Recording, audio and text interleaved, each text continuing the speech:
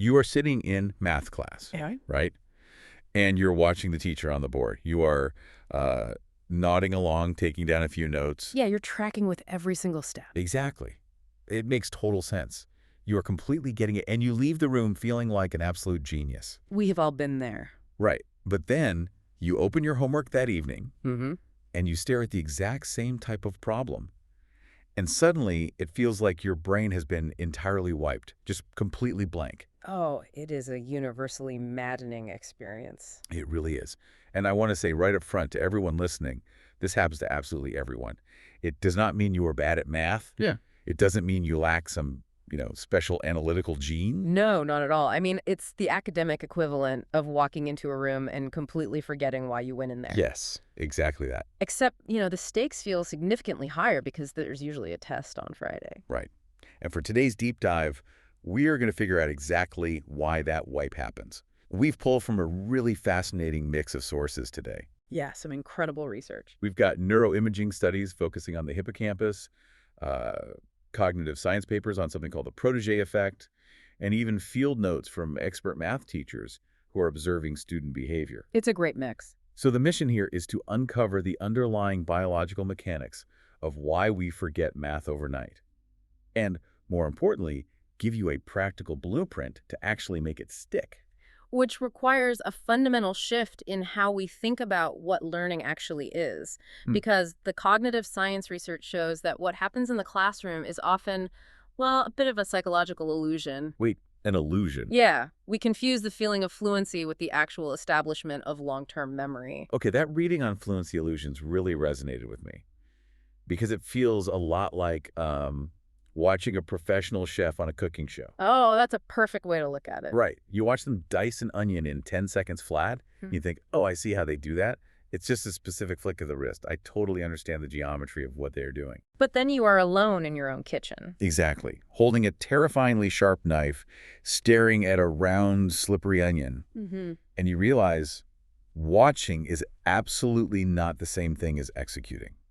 The chef analogy works perfectly at the cognitive level because it really highlights the difference between external processing and internal generation. Right. To understand why your brain drops the information between the classroom and your kitchen table, we have to look at the brain's architecture. Specifically, this thing called the bottleneck of working memory. Okay, the waiting room. Yes, your working memory is essentially the brain's waiting room. It is a temporary mental scratch pad where you hold active thoughts. In reading through these cognitive science papers, what really struck me was the sheer biological stinginess of the human brain. It is incredibly cheap with its energy. Yes.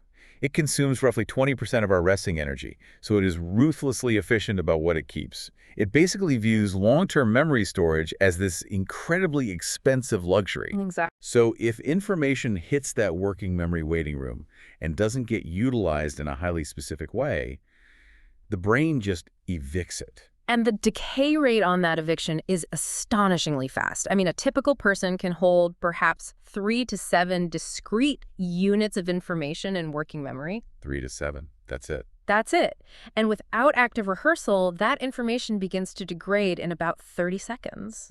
So when you are in class nodding along, you aren't actually storing long-term knowledge.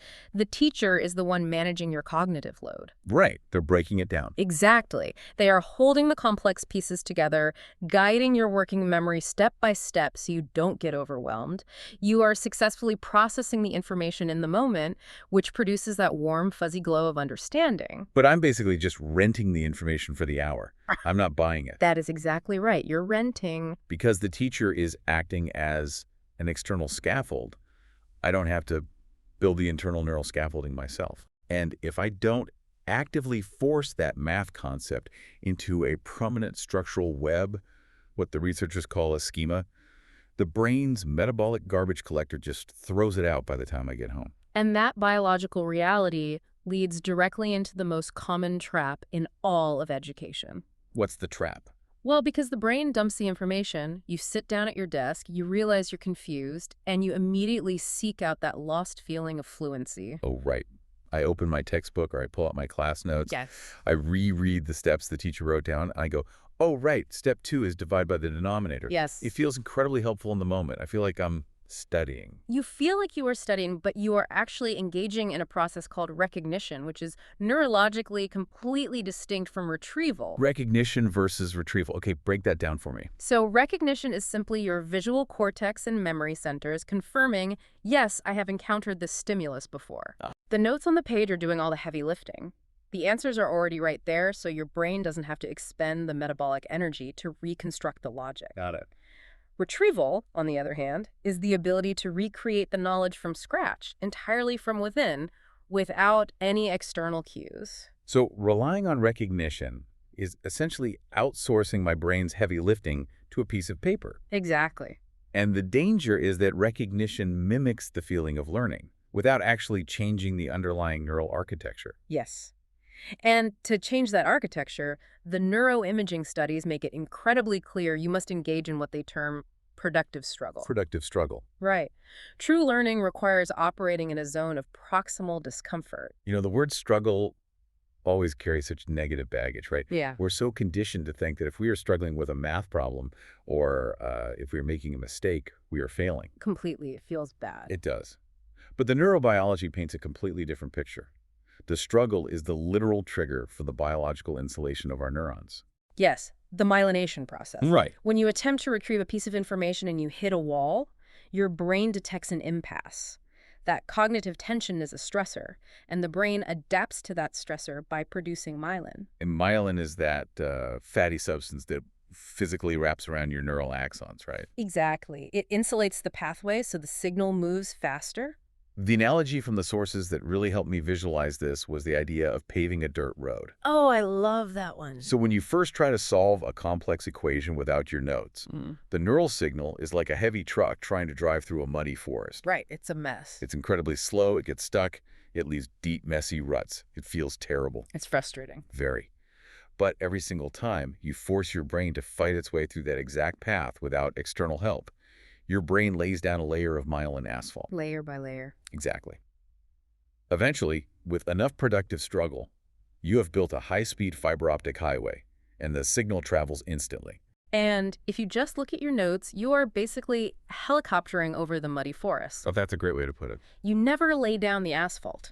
You arrive at the destination, but you haven't built the road. And this biological reality is entirely reshaping how expert educators structure their classrooms. I actually saw that in the field notes we reviewed. There is a specific instructional routine gaining a lot of traction called My Favorite No. Oh, yes. It completely flips the traditional script on its head. Instead of the teacher putting the correct answer on the board and moving on, they actively hunt for a highly logical, common mistake made by a student. Right. They present this incorrect work to the class anonymously, but they don't immediately tear it apart, which is interesting. No, they don't. They ask the class, what did this student do correctly? They actually validate the initial logic. Which is so crucial. It is. And then collectively, the class has to wade into the mud and identify the exact moment the logic fractured. Normalizing the error in that way teaches students that the fracture point is where the actual neurobiology of learning occurs. No. It demonstrates that real mathematicians don't just magically output correct answers. They spend most of their time analyzing why a particular logical path failed. Okay, so a teacher running My Favorite No Yeah. normalizes the muddy road in the classroom. But I'm alone in my bedroom at 8 o'clock at night. Right. No teacher around. Exactly. How do I force my brain to lay down that myelin asphalt without a teacher guiding me? Because my default is still to just stare at the textbook. Well, you have to fundamentally shift your behavior from putting information into your brain to forcing information out of your brain. Yeah. And the most effective mechanism the cognitive science papers offer for this is the protege effect. Which is essentially learning by teaching. Exactly. The studies show that when students are told they will have to teach a concept to someone else, they organize the information entirely differently in their minds than if they are just told they will be tested on it. Right. The mindset completely shifts. They expend significantly more cognitive effort looking for underlying principles rather than just memorizing discrete steps. But the real power of the protege effect isn't just the expectation of teaching. It is the physical act of doing it. Explaining a concept out loud, even to an empty room or to your cat, forces you to engage in generative retrieval. Teaching it sounds great in theory, but I'd be terrified of teaching myself the wrong procedure. That's a valid fear. Right. If I'm alone in my room and I explain the wrong formula out loud, aren't I just paving a muddy road in the wrong direction? Like I'm burning bad data into my long-term memory. That is the most common hesitation people have, but the research reveals a really fascinating biological safeguard. Oh, Yeah. When you explain something out loud and your logic is flawed, you rarely deliver it smoothly. You hesitate, you stutter, you loop back. that's true. That physical stumble triggers what cognitive scientists call metacognitive monitoring. Okay, yes. In the reading, they describe that monitoring as essentially the brain's internal check engine light. Perfectly said. When you stumble verbally, the light flashes. It is a profound, undeniable signal. If you were just reading your notes silently, your brain's fluency illusion would gloss right over that logical gap. I wouldn't even notice. Exactly. You'd assume you understood it. But when you speak, you physically cannot hide from the gap. You hear yourself say, and then you carry wait, why do I carry the variable here? Right. That specific moment of verbal confusion tells you precisely where your schema is broken, which dictates exactly what small piece of information you need to go look up. And speaking out loud actually leverages another concept from the research called dual coding. Yes, dual coding is huge. Because when we do math, we're usually just staring at symbols on a page, which purely taxes the visual processing centers of the brain. Specifically, the visuospatial sketchpad. And for complex math, that single channel overloads remarkably fast. Right. So by speaking the steps out loud, you are activating a completely separate neural pathway, the phonological loop. You are essentially distributing the cognitive load across two distinct systems. You use the visual channel to process the numbers and symbols, and the verbal auditory channel to process the logic and the sequence. Which means you are creating multiple retrieval pathways to the exact same memory. If the visual memory degrades, the auditory memory of your own voice explaining the logic can actually trigger the retrieval. Okay, so explaining the math out loud exposes my logical gaps right now, tonight. Right. But my actual problem isn't tonight. My problem is the exam on Friday. Yeah, the classic Friday test. Right, so how does verbalizing a math problem to my cat on Monday stop the brain's, metabolic garbage collector from throwing the entire concept out by Thursday? That brings us to the neurobiology of timing. The cognitive science of space practice and delayed feedback explains how we trick the brain into permanently storing information. Okay. It all comes down to which neural systems we are activating and when. Because we live in an era of instant gratification, and our educational technology often reflects that, we just assume immediate feedback is optimal. Right, like a digital homework platform. You type in the answer, and it instantly flashes green for correct or red for incorrect. Exactly. And immediate feedback feels highly motivating because it activates the striatum, which is deeply tied to the brain's reward centers and dopamine production. And from an evolutionary standpoint, that makes perfect sense. I mean, if our ancestors were foraging and ate a brightly colored berry that instantly made them sick, the striatum needed to immediately associate that visual stimulus with pain so they wouldn't eat it again 5 seconds later. Exactly. Immediate feedback is built for basic survival and simple associative learning. Which is why immediate feedback is excellent for memorizing discrete facts, like the multiplication tables or basic vocabulary. You want the striatum to instantly correct a simple error. Makes sense. However, complex mathematical reasoning is not a discrete fact. It is a web of relationships. And for deep relational learning, immediate feedback can actually short-circuit the process. Short-circuit it. Because if the software just tells me I'm wrong and immediately shows me the correct next step, my brain doesn't have to do the heavy lifting of figuring out why the logic failed. Right. The tension is resolved externally.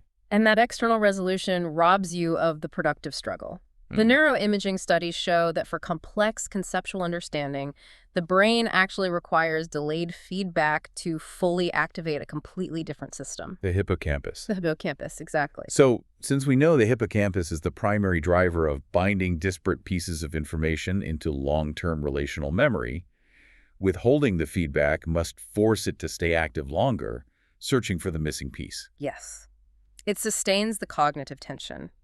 From an evolutionary perspective, while the striatum handles the immediate "don't eat that berry," the hippocampus handles complex, delayed relational mapping. Oh, I see. If our ancestors were tracking a migrating herd across changing seasons and varied terrain, They didn't get immediate feedback. They had to hold unresolved geographic and behavioral data in their minds over days or weeks, testing hypotheses, observing subtle changes, and eventually binding all that data into a massive relational map of the environment. So when I attempt a complex algebra problem, and I intentionally don't look at the answer key for a few hours or even till the next day, I am forcing my hippocampus into that exact same state of sustained geographical mapping. Exactly. I'm telling my brain this unresolved tension is highly important for our long-term survival. Keep working on it. You are signaling to your brain that the metabolic cost of building the myelin is justified. Wow. And when the feedback is finally introduced after a delay, the hippocampus binds the correct logical path much more deeply because it has spent the intervening time pondering alternative routes and keeping the neural network primed. So it's really about shifting from mass practice to spaced practice. Yeah. Cramming all my studying into a 3-hour block on Thursday night might keep the formulas in my working memory just long enough to pass the test on Friday morning. Just barely. Right. But because I never forced the hippocampus to bridge a time delay, the data will just vanish by Monday. Cramming literally denies the brain the consolidation periods it biologically requires to build structural memory. All right, so let's pull all of these physiological threads together into a concrete blueprint for you, the listener. Let's do it. If you are sitting at your desk staring at a problem that made perfect sense 6 hours ago, first, normalize the wipe. Yep. Your brain is not broken. It is just metabolically efficient. It dumped the working memory to save energy. The forgetting is a necessary feature of a healthy brain. Second, resist the urge to hover over the muddy forest. Passive rereading of your notes relies on recognition, which is a fluency illusion. It's a trap. It is. You have to get down into the mud and build the road. Force the retrieval. Try to solve the problem without external cues. And when you inevitably hit a wall, do not just look up the answer. Speak out loud. Right. Engage the protege effect. Explain your logic to the room until you physically stumble over your words. Let your metacognitive check engine light tell you exactly which isolated piece of the formula you are missing, and use the dual coding of your own voice to lock the logic into multiple sensory pathways. And finally, manipulate your brain's evolutionary biology through space practice and delayed feedback. Don't rush to resolve the tension on complex problems. Let yourself sit with the unresolved state, delay checking the answer key, and force your hippocampus to do the heavy lifting of relational mapping over time. I think the biggest takeaway from all of these sources is a total redefinition of what it means to be a student. So we want to leave you with a final thought to mull over. Yeah. The next time you are sitting in class and the teacher is beautifully explaining a concept on the board and you feel that warm, comfortable glow of absolute clarity, recognize that your brain's real work hasn't even begun. Not even close. The teacher is just carrying your cognitive load for the hour. The challenge is, how quickly can you trick your brain into becoming the teacher today? How can you flip the dynamic so that you are the one generating the explanation before the metabolic garbage collector arrives? It changes the entire paradigm from receiving knowledge to constructing it. Thank you so much for joining us on this deep dive. We hope the neuroscience empowers you to embrace the mud, delay the dopamine, and tackle your next learning challenge with a completely different mindset. Next time you're alone in that kitchen holding the knife, you won't just be trying to recognize what the chef did. You'll have built the actual neural highway to make the meal yourself.